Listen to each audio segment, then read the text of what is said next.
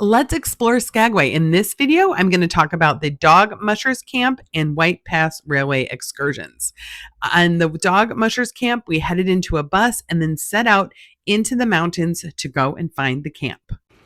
Hi, I'm Angie, a travel agent who's been on over 115 cruises. I use my personal knowledge and expertise to help travelers like you make great decisions for their next cruise. Email Angie at tripswithangie.com and ask about the current offer for YouTube subscribers. The views were stunning. I recommend sitting on the left side of the bus on your way to the camp. We got to the camp, parked, and then took a short 5 to 7 minute walk on a gravel trail to get back to where the Mushers Camp was located. Here we found a cute little downtown set up with a store. We loaded into these huge 4x4 trucks that were very comfortable. It was a nice ride as we headed up the mountain.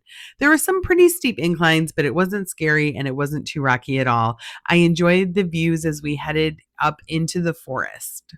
This was a very well-run excursion. As we pulled up in the big truck, the dogs were ready to run. We quickly transitioned over to the cart. It was very easy to get into the cart. They had a little step stool to help you get in, and it was a very comfortable ride. The dogs took off. The musher calling out calls. She was available to answer all of our questions. She talked about the dogs, how they select the dogs, how they train the dogs. We talked about the Iditarod. After the ride, the dogs got their water and their break, and you got to pet any of them that liked being petted and spend more times with the dog. Then it was time to go back down the mountain. So again, great views headed back down the mountain from the Mushers Camp. And then it was time for some presentations. They set up a mock check-in cabin. So these are what the check-in cabins look like when you're racing the Iditarod. It's a chance for the mushers to come in, rest, eat, and rest their dogs. All the dogs have vet checks throughout the entire process. We also learned about the history of the Iditarod, the original race that it was meant to commemorate. We saw the little dog's playpen. These are little toys to help them get used to the idea of racing. This little guy was a little tired from all of the excitement, but they run on this circular wheel to get them used to running fast on different types of terrain.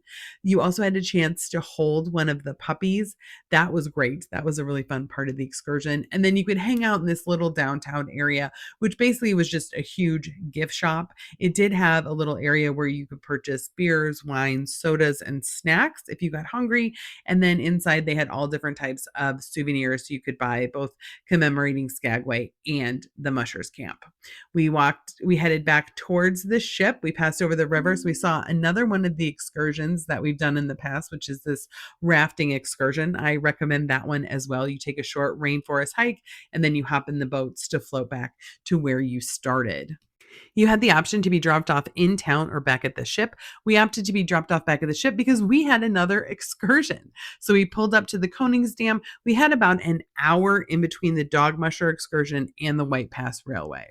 While we were waiting to get back on the ship, we got to see one of the helicopter flight seeing excursions take off. They took off right next to the dock in Skagway. Then it was time to head to the White Pass Railway. This is one of the most famous Skagway excursions. So we stood in line. Luckily, we got the announcer's car, so it was only half filled. So that was great.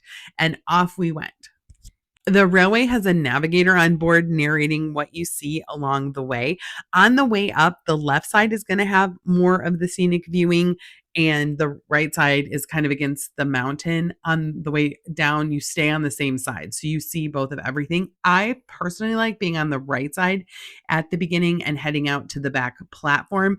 That way you kind of see everything both ways. They have a lot of historic buildings commemorating the stops on this railway when it was part of the gold rush as they moved gold from the Yukon down into Skagway. It was really interesting as we got higher how we saw more and more snow. This route does go up 3,000 feet during the course of it. We booked the round trip, so we did not need passports. We did not get off the train. There is another excursion where you get off the train when you get to the end and you go on a bus into Canada. That one you do need a passport for, but we just did the round trip all on the train. You could see the different types of rocks, the different change in the landscaping as we continued to go higher. It was so interesting to see that the lake was still almost frozen over with a couple of melting spots.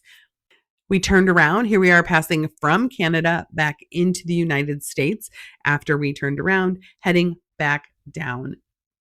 Here you can see the trail that the original miners would have used. It was so packed that if you got out of line, it would take you a day to get back into it. That's how busy this trail was, moving people and goods up to mine gold in the Yukon.